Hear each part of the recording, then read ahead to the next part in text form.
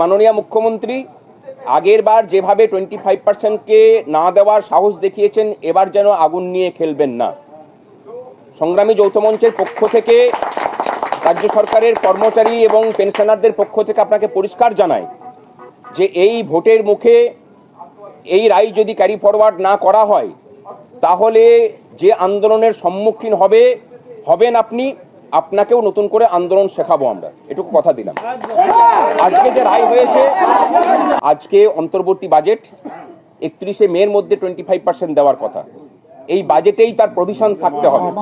31শে মার্চের মধ্যে, 31শে মার্চের মধ্যে তার প্রভিশন থাকার কথা। সেই প্রভিশন যদি না থাকে, যত দ্রুত সম্ভব সর্বশক্তি নিয়ে আপনাদেরকে সবাইকে পথে নামতে হবে। দূর থেকে বসে অন্য কেউ আদায় করে দেবে সেই জামানা নেই। পশ্চিমবঙ্গের সমস্ত স্তরের মানুষকে বলছি যে যার যা দাবি দেওয়া আছে, এটা হচ্ছে গোল্ডেন পিরিয়ড এই রাজ্যে আন্দোলন করার। পথে নামুন। শুধু এসআইআরটা কোনো ইস্যু নয়, এসআইআরটাকে ইস্যু বানানো হয়েছে, এটা একটা পদ্ধতি, নির্বাচন কমিশনের একটা পদ্ধতি। বাকি ইস্যুগুলো থেকে দৃষ্টি ঘোরানোর জন্য এই জায়গাটাকে এত ফোকাস করা হচ্ছে। রাজ্যের যে বেকারত্বের সমস্যা, শিক্ষা স্বাস্থ্যের পরিকাঠামো ভেঙে পড়া, রাজ্যের সার্বিক পরিকাঠামো ভেঙে পড়া, এই সমস্ত কিছুগুলো থেকে দৃষ্টি ঘুরিয়ে দেওয়ার জন্য এই কাজ করা হয়েছে। আসুন সকলে মিলে লড়াই করি। এই রাজ্যটাকে সঠিক পথে ফেরাতে হবে, রাজ্যটাকে বাঁচাতে হবে, এবং সেই রাজ্য বাঁচানোর একটা লড়াইয়ের প্রথম জয় হলো সুপ্রিম কোর্টে আজকে।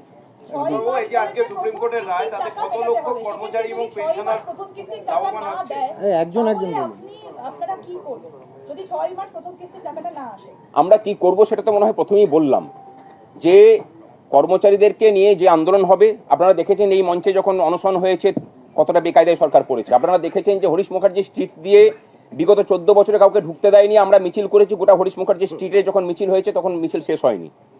সেরকমই কিছু দেখবেন। আপনারা দেখেছেন যে নবান্নের বাস স্ট্যান্ডে কেউ বসতে পারেনি, আমরা 3 দিন ধরে বসে থেকেছি। আপনারা যা দেখবেন সেটা নতুন ইতিহাস হবে, কর্মচারী আন্দোলনের ইতিহাসে এবং রাজ্যের আন্দোলনের ইতিহাসেও। এই রায় কত লক্ষ কর্মচারী এবং পেনশনার উপকৃত হচ্ছে আজকের এই রায়ের পর? মোটামুটি 12 লক্ষ স্থায়ী কর্মচারী এবং পেনশনার এর ফলে উপকৃত হবেন। এবং এর সাথে বলে রাখি যে এই যে ডিএ, 1% ডিএ বাড়লে অস্থায়ী কর্মচারীদের দৈনিক মজুরিতে 6 টাকা বৃদ্ধি হয়। বুঝতে পেরেছেন? তাহলে এই যে 25%, আমার মনে হয় যে অস্থায়ী কর্মচারীদের জন্য আমাদের লড়াই জারি থাকবে। যে তাহলে ওই যে পিরিয়ড আর কি, সংশ্লিষ্ট যে সময়কাল, সেই সময়কালের মধ্যে অস্থায়ী কর্মচারীরা যে কম বেতন পেয়েছেন তাদেরও ইয়ে হওয়া উচিত। আর সর্বশেষে, এটা সর্বদিয়ে শেষ করছি, মাননীয় সাংবাদিক বন্ধুদেরকে যেভাবে আপনারা পাশে থেকেছেন আমাদের কৃতজ্ঞতা জানানোর ভাষা নেই আপনাদের কাছে। আমরা কোনো দলীয় রাজনীতিতে বিলং করি না, নিজেদের অধিকারের লড়াইটা নিজেরা লড়ছি। তার পাশে আপনারা যেভাবে দাঁড়িয়েছেন, এটা প্রমাণ করে যে পশ্চিমবঙ্গ তথা ভারতের প্রেস মিডিয়ার ভূমিকা নিয়ে বিভিন্ন যে প্রশ্ন ওঠে, সেই প্রশ্নগুলোকে খণ্ডন করার জন্য মনে হয় এই আন্দোলনে আপনাদের যে ভূমিকা, সেটুকুই যথেষ্ট। দেখুন, আশা তারাই করেন যখন দয়ার দানের ব্যাপার থাকে। এটা কোনো দয়ার দান নয়। আশা আবার কি? আশা উনি সুপ্রিম কোর্টের রায়কে মানবেন কিনা সেটা মাননীয় মুখ্যমন্ত্রীকে ঠিক করতে হবে। গতকালকে উনি সুপ্রিম কোর্টে নিজে গিয়েছিলেন প্লিড করতে। যে প্রতিষ্ঠানে আপনি গেলেন, সেই প্রতিষ্ঠানটার মান মর্যাদা আপনি রাখবেন কিনা সেটা আপনি ঠিক করবেন। যদি আপনি ঠিক না করেন, বাকিটা তো আমরা বুঝে নেব, এটুকু বলে দিলাম। আপনাদের অনেকেই সংশয় প্রকাশ করছেন যে আগেরবার যেভাবে রাজ্য সরকার দেয়নি, এবারও যদি না দেয়, সেই ক্ষেত্রে রাজ্য সরকারের কাছে না দেওয়ার কোনো পথ খোলা থাকছে? আর যদি থাকে, তাহলে আপনাদের কাছে কি পথ থাকবে? আমার মনে হয় এটা ফাইনাল ভার্ডিক্ট, তো এখানে আর না দেওয়ার কোনো জায়গা খোলা নেই, তাকে মানতেই হবে। আর আগেরবার এটা অন্তর্বর্তী সময় ছিল। সুপ্রিম কোর্ট যেহেতু বলল যে অন্তর্বর্তী রায় মানেনি, আমরা মামলা শুনানি করে দিচ্ছি, এবং আপনারা দেখেছেন যে ধারাবাহিকভাবে শুনানি হয়ে সেই মামলার শুনানি শেষ হয়েছে। এবারে তো আর কোনো ব্যাপার নেই। এবারে ফাইনাল ভার্ডিক্ট যেহেতু এসেছে, এই রায় না মেনে এই সরকারের আর যাওয়ার কোনো রাস্তা নেই। আর আমরা বলে দিচ্ছি যে আর কোনো রাস্তা আমরা ছেড়েও রাখবো না। যেদিক দিয়ে এদিক দিয়ে পারাবার পথ উনি খুঁজবেন, সেই সমস্ত রাস্তা আমরা বন্ধ করে রাখবো।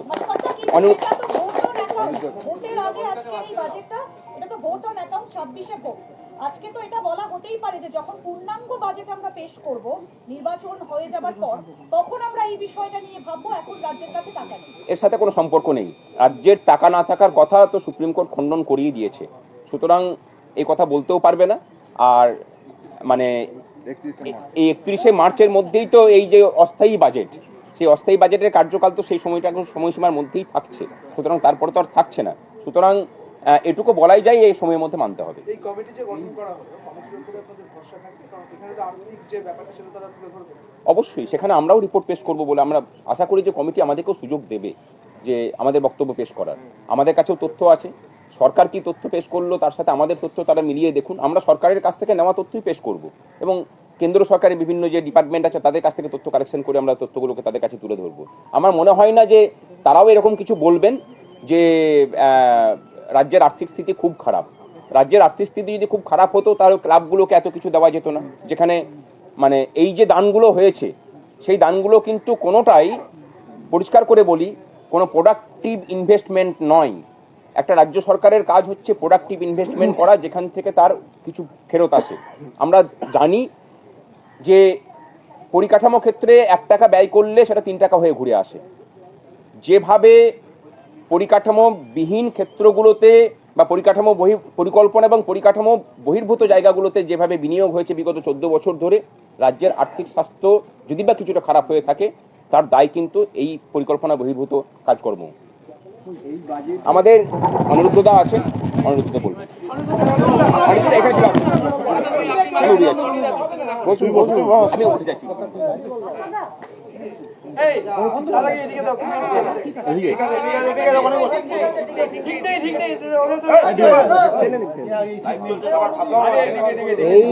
এই বাজেটের ভাস্কর যেটা বলে গেল তার সঙ্গে সংযোজন হিসেবে আপনার প্রশ্নের জবাবে বলছি আপনাদের যে এই বাজেটের সঙ্গে আজকে যে বাজেট পেশ হবে তার সঙ্গে এই বকেয়া এরিয়ারের কোনো সম্পর্ক নেই।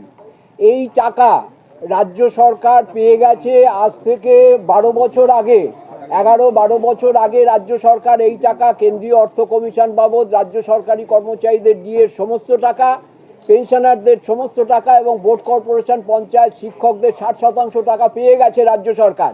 এবং এই যে মাননীয় এজির একজন কেন্দ্রীয় সরকারের একজন প্রতিনিধিকে রেখেছে, এর কারণটা হচ্ছে এইটাই যে রাজ্য সরকারকে হিসেব দিতে হবে 11 বছর আগের টাকা কি করেছে রাজ্য সরকার। রাজ্য সরকারের ফান্ডে যে টাকা জমেছিল সেই টাকা রাজ্য সরকার কি করেছে এটা এজির কাছে হিসেব দিতে হবে। এবং এই জন্যই আজকে এই কমিটি সুপ্রিম কোর্ট তৈরি করেছে। এবং এই যে 25% বকেয়া, এর আগে সুপ্রিম কোর্ট, মাননীয় সুপ্রিম কোর্ট তারা নির্দিষ্ট কোনো সময় বলে দেননি, কিন্তু আজকে তারা নির্দিষ্টভাবে সময় বলে দিয়েছেন।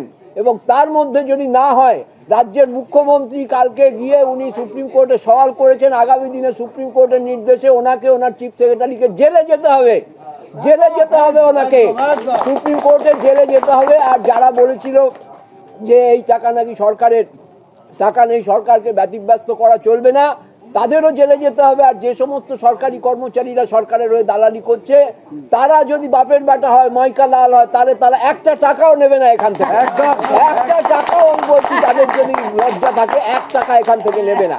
এই দালালি করে করে পশ্চিমবঙ্গের কর্মচারী সর্বনাশ তারা করেছে। 50 বছর ধরে এই সর্বনাশ হচ্ছে বন্ধু সরকারের তত্ত্ব করে। তার বিরুদ্ধে সংগ্রামী যৌথ মঞ্চ ছিল বলে আজকে আমরা এই যে মুখ্যমন্ত্রী ঘেউ ঘেউ মেউ মেউ করছিলেন, আমাদের বলেছিলেন চোর ডাকাত, ডাকাতের সর্দার, আজকে প্রমাণ হয়ে গেছে সুপ্রিম কোর্টের রায় যে উনি চোর, উনি ডাকাত, উনি আমাদের টাকা লুট করেছেন, ভাতার টাকা, উনি হাজার হাজার অনিয়মিত কর্মচারীর টাকা লুট করেছেন। সুতরাং এর বিরুদ্ধে উনি যদি ওই নির্দিষ্ট দিনে টাকা হিসেব না দেন তাহলে আমরা পশ্চিমবঙ্গ অচল করে দেব। সেই ক্ষমতা সংগ্রামী যৌথ মঞ্চের আছে, ওনাকে দেখিয়ে দিয়েছি। ভাস্কর বলেছে যে ওনার বাড়ির সামনে কেউ মিছিল করতে পারেনি, সংগ্রামী যৌথ মঞ্চ কয়েকটা দালালের বাধা সত্ত্বেও মিছিল করেছে, ওখানে 1 লক্ষ মানুষের মিছিল করেছে। নবান্নর মধ্যে বসে আমরা অবস্থান করেছি, হাত জোড় করেছিল। যে মুখ্যমন্ত্রী চোর ডাকাত, ডাকাতের সর্দার বলেছিল তাকে অ্যালেন পার্কে দাঁড়িয়ে হাত জোড় করে বলতে হয়েছিল যে আমি 4% মহার্ঘ ভাতা দিচ্ছি। সুতরাং সংগ্রামী যৌথ মঞ্চ আছে, থাকবে এবং আগামী দিনে সেই লড়াই আরো যাতে সরকারি কর্মচারী, বাঙালি পশ্চিমবঙ্গের সরকারি কর্মচারীর যে নেতিয়ে পড়া অবস্থা, যে নির্বীর্য অবস্থা তৈরি করেছিল সরকারগুলো, তার বিরুদ্ধে সংগ্রামী যৌথ মঞ্চ রুখে দাঁড়িয়েছে এবং তার জয় প্রাথমিকভাবে কোর্টে এসছে। এবং সেই রাস্তায়, সেই কোর্টের রাস্তায় এবং রাস্তার লড়াই, দুটো লড়াই সংগ্রামী যৌথ মঞ্চ লড়বে। এবং সাংবাদিকদের আবারও আমরা অভিনন্দন জানাচ্ছি আমাদের পাশে থাকার জন্য। আর বাংলার এলিনা আছে এখানে, ওর নাম বলেই বলছি, সেই আর বাংলার আছেন যে প্রতিনিধি, তার প্রথম সেই পুরনো কথা আসলে মনে পড়ে যাচ্ছে যে সেই প্রথম দিন থেকে সকালবেলা আসতেন। অনেক ঠিক আছে, বাদ দিয়ে দিন। বন্ধ করে দিই ক্যামেরা বন্ধ। আচ্ছা যাই হোক, এগুলো বলতে নেই, এতগুলো ঘুমাচ্ছে। অ্যাকাউন্টেবিলিটি প্রবলেম হয় না।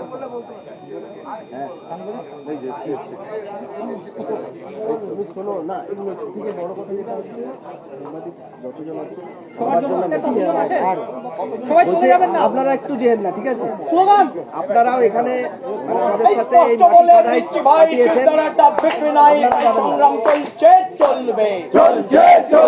স্পষ্ট বলে দিচ্ছি ভাই, সভ্যকে আর হিসেব চাই, তাই সংগ্রাম থামছে না, থামবে না। স্পষ্ট বলে দিচ্ছি ভাই, সভ্যকে আর হিসেব চাই, তাই সংগ্রাম চলছে চলবে।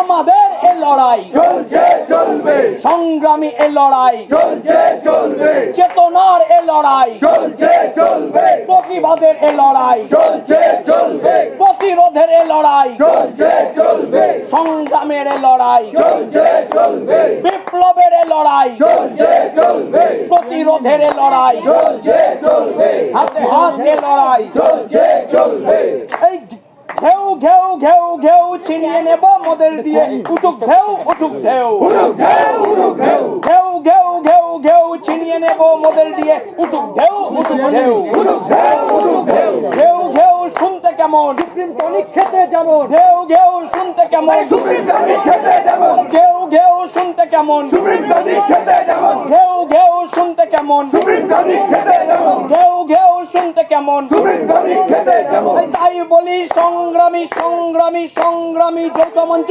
জিন্দাবাদ, সংগ্রামী যৌথ মঞ্চ জিন্দাবাদ। এই লাল সবুজ গেরুয়া দিয়ে সবার বকেয়া, তাই সংগ্রাম থামছে না, থামবে না। এই লাল সবুজ গেরুয়া দিয়ে সবার বকেয়া, তাই সংগ্রাম চলছে চলবে।